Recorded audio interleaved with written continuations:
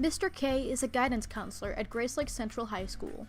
But where was he before he came to this small town? Before he was officially retired, Salem Keizer Volcanoes placed Brett K on the restricted list on November 2nd, 2014. One can be placed on a restricted list if he leaves the team without a valid reason, or if he retires even though he is of an age of someone who could return to professional baseball in the future. He is currently inactive, but let's review his career before that. K was an athlete at St. Viator High School. He was drafted out of Illinois State University by the San Francisco Giants. On June 20th, 2013, second baseman Brett K was assigned to the AZL Giants. 2 days before, on June 18th, 2013, the San Francisco Giants signed Brett K. A year later, on June 10th, 2014, Brett K was assigned to the Salem Keizer Volcanoes from AZL Giants. He became a baseball coach at St. Viator High School in 2016 after he retired from baseball. However, baseball isn't his only passion.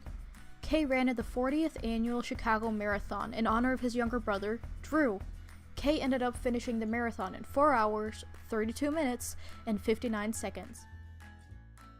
Okay, second question is, what intrigued you about baseball? I grew up with a father who was very athletic.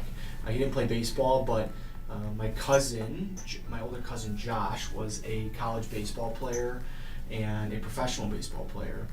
So, I was kind of at the age where you have like those role models, those people you look up to, and he was definitely one of them. So I fell in love with baseball because he was so good at it and he got all this exposure and stuff like that. And it inevitably turned into my passion and essentially my career for a little bit there. But it all kind of started with like my dad being very involved in athletics, and then my cousin being very good at baseball made me get into the game itself. So drastically, it was my life, right? It was a job, and I think that the relationships I was able to create by playing not only professional baseball but college baseball, I'm still best friends with all those guys to this day. And I get the question like, do you miss it at all?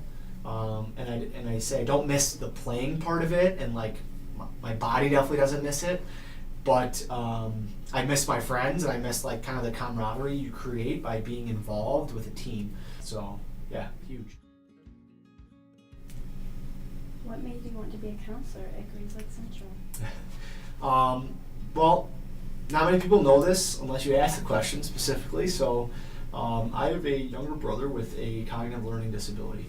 And I'm one of 4 boys. I'm the oldest. So, you kind of grow up with somebody that were like small day-to-day tasks that you and I can do without even thinking become big challenges for someone like that. And it creates a unique perspective on life when you're around someone such as that for a long period of time. And I wanted to be able to have that same experience that I have with my brother and be able to spin that and offer that to a lot more students.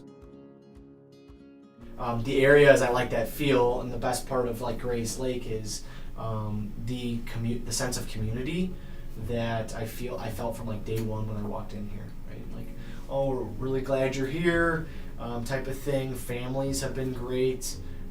All of the students in this building are awesome, very respectful, and that's nice as like a first year counselor because it makes my job easier. So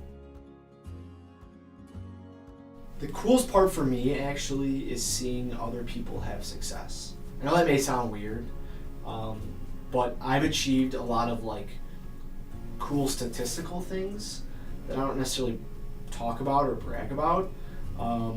Obviously being drafted was a huge day for me. I'll never forget the phone call. My parents were in the car, they had to pull over because they were crying, like I was crying.